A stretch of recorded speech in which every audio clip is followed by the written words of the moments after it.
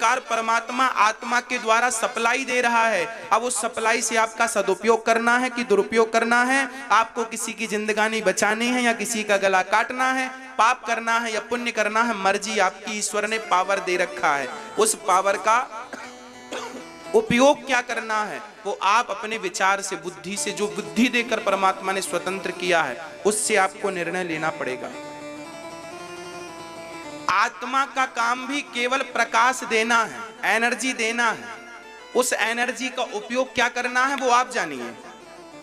हाँ या ना? बात समझ में आ रही है मेरी? तो आत्मा का स्वरूप क्या है? आत्मा परमात्मा का स्वरूप है, जैसे लाइट। अच्छा बताओ, सूर्य का स्वरूप क्या है? बोलो, बहुत सरल है। सूर्य का स्वरूप क्या है? हम कैसे जानते हैं कि सूर्य आ गए? हाँ, प्रकाश। दीपक का स्वरूप क्या है? प्रकाश। अरे प्रकाश है तो सूर्य है। सूर्य का स्वरूप है प्रकाश, दीपक का स्वरूप है प्रकाश। उसी प्रकार परमात्मा का स्वरूप है आत्मा। परमात्मा का स्वरूप क्या है मेरी मां? परमात्मा का स्वरूप ही आत्मा है। इसलिए कहा गया है, ईश्वर अंश जीव अविनाशी, चेतन अमल सहज सुख राशि। हम सब ईश्वर के अंश हैं, हम सब उसी परमात्मा की संतान हैं जिस परमात्मा ने सखिल ब्रह्मांड को बनाया है। हाँ प्रिय भक्तों, तो मैंने शरीर का आपको बोध कराया, आत्मा का भी बोध कराया। अब मैं आगे इससे आपको ले चलूं, बहुत ध्यान से सावधान होकर के सुनिएगा। भक्तों बताइए, आत्मा का गया पाप और पुण्य, इसका फल कौन भोगता है? कौन भोगता है? शरीर भोगता है या आत्मा भोगती है या कोई और भी है? बोलो। हमने आपको समझाया फिर पूछ रहे हैं। हर बात हम पहले समझाते हैं फिर पूछते हैं, यूं ही नहीं आपका परीक्षण करने लग जाते।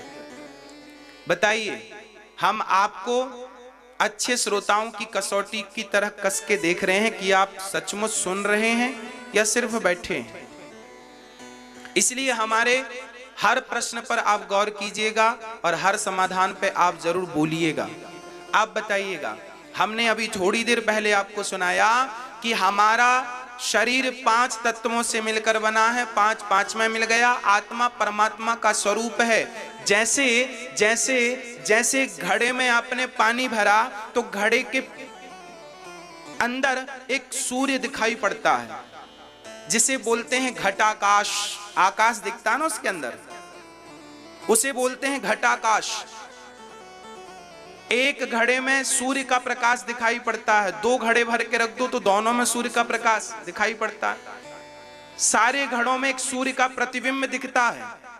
तो बताओ सूर्य कितने हैं? सूर्य तो एक ही है ना, पर घड़े बहुत होने से उनके प्रतिबिंब बहुत हो गए। उसी प्रकार परमात्मा एक है, पर शरीर रूपी घड़े बहुत होने से उस परमात्मा की आत्माएं बहुत हो गई, अर्थात उनके स्वरूप को आत्मा कहते हैं। अब आप कहेंगे महाराज जी परमात्मा एक है तो आत्मा इतनी सारी कैसे आ गई?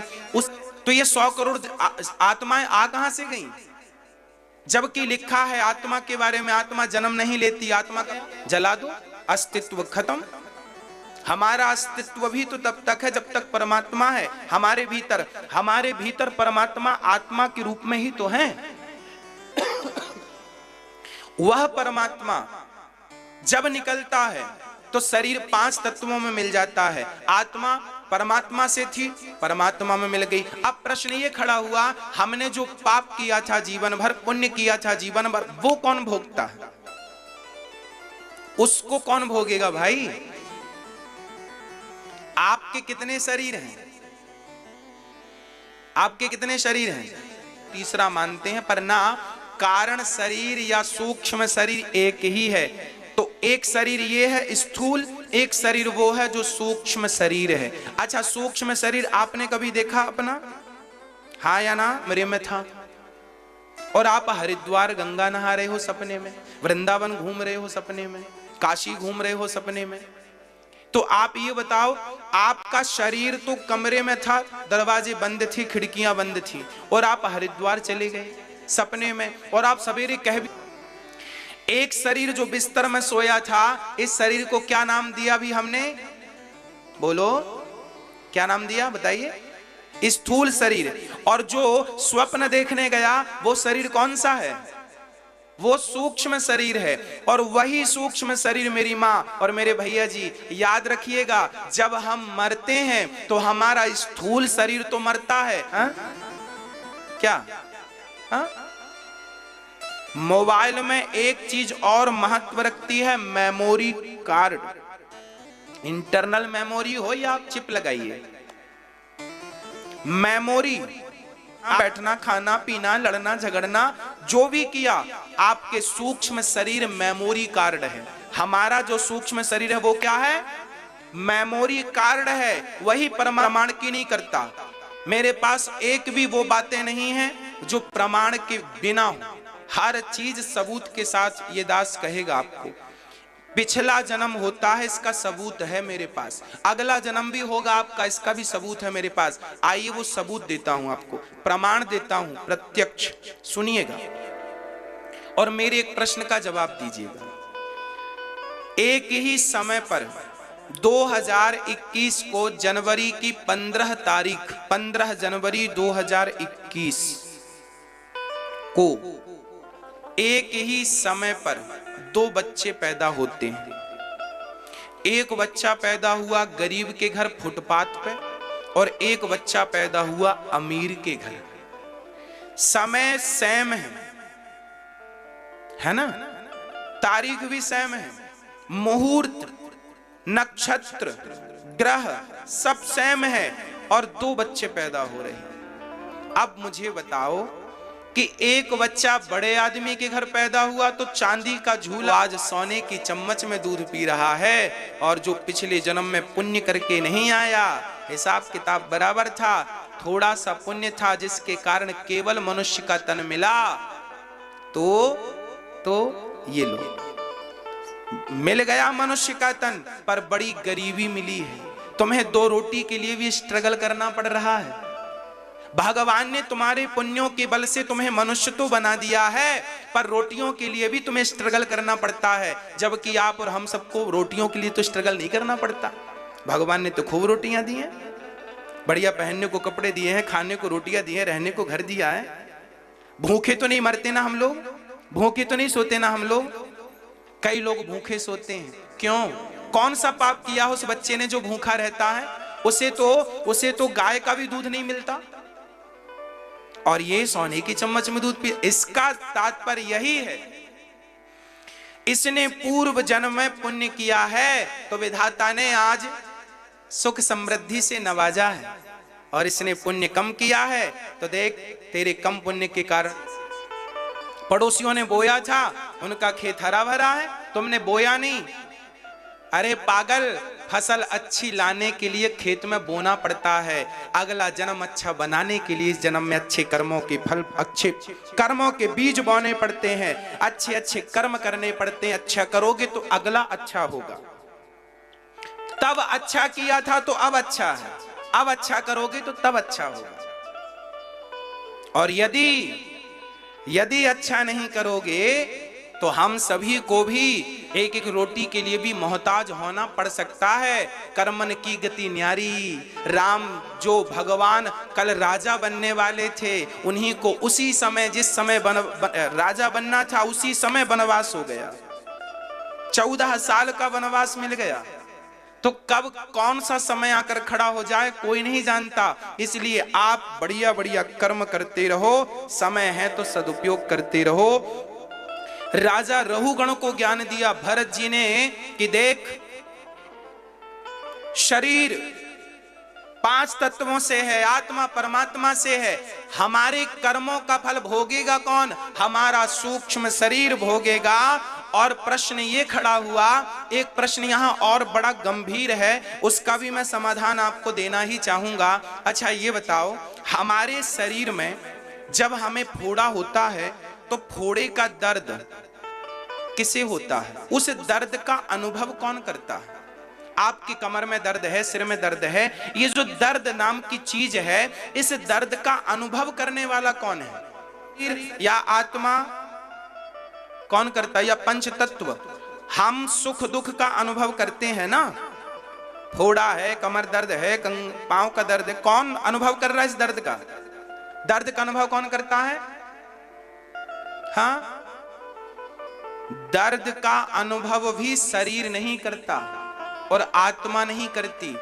दर्द का अनुभव भी सूक्ष्म शरीर को होता है। अच्छा, सूक्ष्म शरीर को एक नाम मैं और देने जा रहा हूं, जो समझ में आई कुछ बात? इसीलिए कहते हैं ना, मन को संभालो, ये सूक्ष्म शरीर ही मन है। आप रात को आप जो सोचेंगे, मन में जो रखेंगे, सपने में कई बार वही दिख जाता है ना। इसलिए इसे मन भी कहते हैं। अच्छा, हमारा शरीर का दर्द जो है, वो शरीर को दर्द नहीं होता, शरीर ऑलरेडी जड़ है। हमारा शरीर जड़ है, वो तो आत्मा के कारण चैतन्य सा दिख रहा है। दर्द का अनुभव सूक्ष्म शरीर को होता है। एक फॉर उदाहरण से, एग्जाम्पल से समझते हैं। क्या होता है, आपके कमर में दर्द है, कंधे में दर्द है, घुटने में कहीं भी दर्द है, और आपका थोड़ी देर के लिए मन कथा में लग गया, मन कथा में लग गया, मन कथा सुनने में लग गया, तो थोड़ी देर के लिए आपका दर्द भूल जाता है कि नहीं? हाँ या ना? हाँ कि ना? अनुभव बताइएगा अपना। इसका अर्थ क्या है? दर्द तो था शरीर में, पर मन उस दर्द से हटकर कथा में लग गया, तो उस दर्द की अनुभूति नहीं हुई, उस दर्द का अनुभव नहीं हुआ। इसका अर्थ यही हुआ कि दर्द का अनुभव करने वाला शरीर नहीं था, दर्द का अनुभव करने वाला भी हमारा मन ही होता है, सूक्ष्म शरीर ही होता है ना।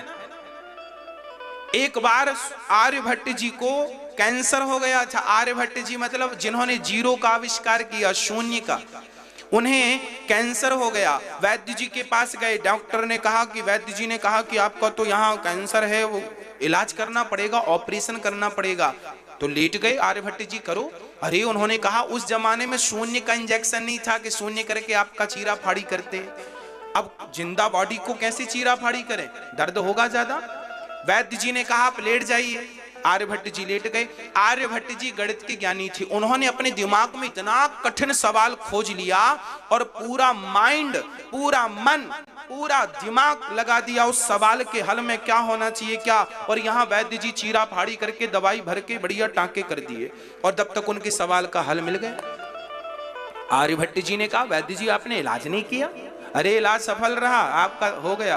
अब उन्होंने देखा, अब उन्हें दर्द हुआ, छाती पकड़ ली, चिल्लाने लगे, बहुत दर्द हो रहा है, बहुत दर्द हो रहा है। अभी तक दर्द नहीं हुआ, अब दर्द हो रहा है। क्यों? क्योंकि अभी तक शरीर से मन अलग था, अभी तक शरीर से मन अलग था। अब मन शरीर में आ चुका है।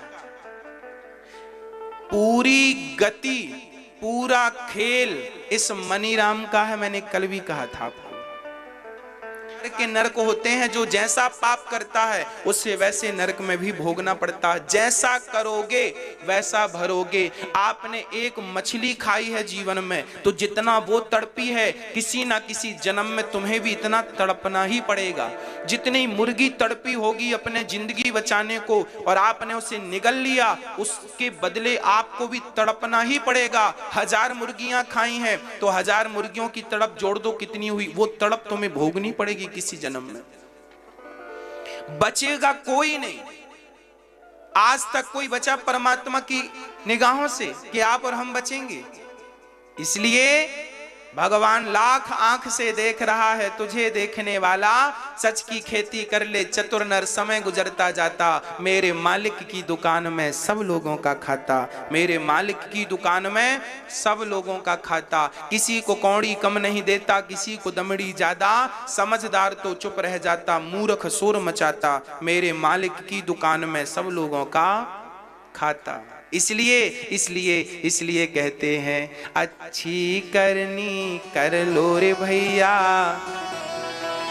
कर में न करियो काला, लाख आंख से देख रहा है तुझे देखने वाला, सच की खेती कर लो चतुर नर, समय गुजरता जाता, मेरे मालिक की दुकान में सब लोगों का खाता।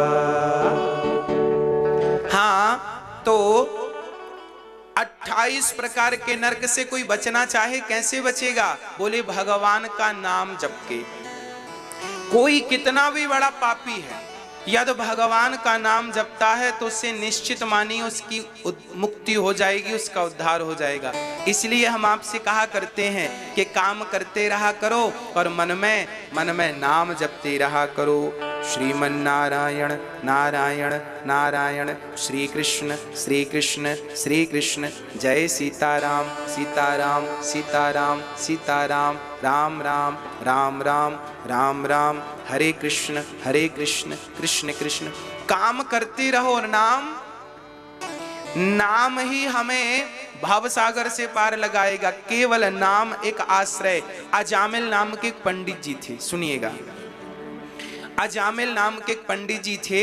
ये पंडित जी बड़े विद्वान थे, पर एक वैश्या से संगति कर ली और वैश्या से विवाह कर लिया तो सदाचार नष्ट हो गए। दास्याः संसर्ग दूषिता,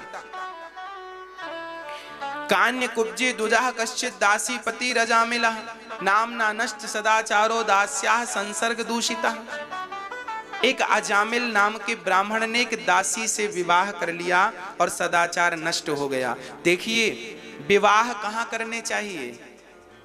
अपने अपने वर्ग में विवाह करना चाहिए। ब्राह्मण को ब्राह्मण के साथ, क्षत्रिय को क्षत्रिय के साथ, वैश्य को वैश्य के साथ, शूद्र को शूद्र के साथ। ये जो व्यवस्थाएं विवाहों की बनी है, इन व्यवस्थाओं में ही रहना चाहिए। इन व्यवस्थाओं का उल्लंघन नहीं करना चाहिए कि अब लड़की किसी जात की है, लड़का किसी जात का और विवाह कर लिया, फिर वो संतान जो होगी वो वर्णशंकरी संतान होगी।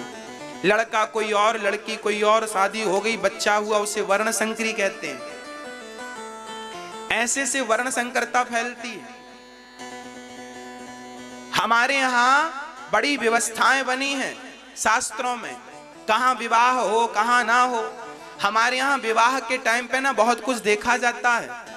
माँ बाप देखते हैं लड़का योग्य है कि नहीं। यहां तक कि हमारे यहां समगोत्र में भी विवाह नहीं होता। जरा समझाइएगा हमें, आपके यहां समगोत्र में विवाह होता है कि नहीं? लड़की का भी वही गोत्र है और लड़के का भी वही गोत्र है तो विवाह नहीं होगा। कितनी मर्यादाएं हैं,